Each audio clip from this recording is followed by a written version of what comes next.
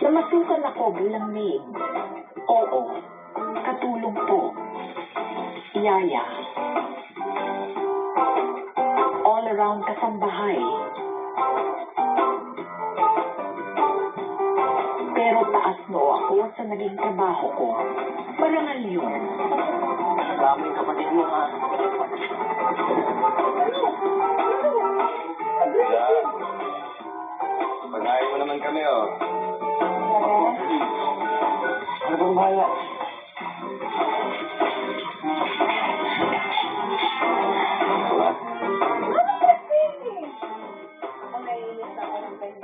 Pakiramdam ko noon, para akong nagsasaka ng bukid mag-isa.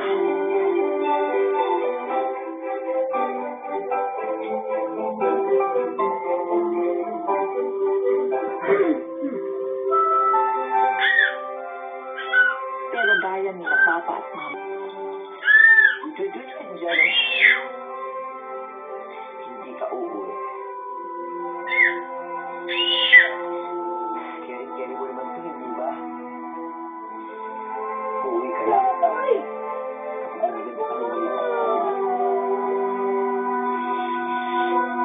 Keri? Stop na nga!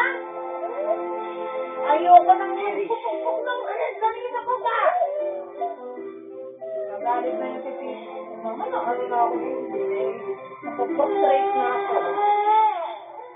Stop doing that, ha? Stop na yan. Rosa, muna kami, ha? Uyan na ako pag ganyan-ganyan, ha? Bakit na kami, ha? Hindi na lang. Okay, tama. Parang malakas ang kita bigla. Ma! Uy, ay, anak ko. Ay! Sino yung anak ko? Aba! Atensado na talaga itong mga anak ni Pea. Hindi naman ho. Eh, balita nga rito eh, nag-enroll ka na raw. Ano nga ba yung kurso mo? Ay, dyan ho. Proud ho ako dyan.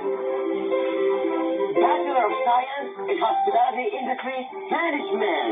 Ah, ang ganda sa pandinig ah. Pero sabi nila, pag nakatapos ka na raw yan eh, maglilinis ka lang naman daw ng inidor. Manang-manita talaga niyo po. Ang taas ang pangarap ni Jaren.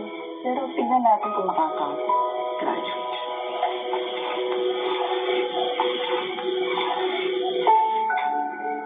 Ako, ayan ho ah. Hindi nyo kailangan mo super buga para lang makapag-cooking show. At ito, hindi na mababasa ng ulan ng mga damit natin. At hindi na ipagpipesta ng mga daga. Oh,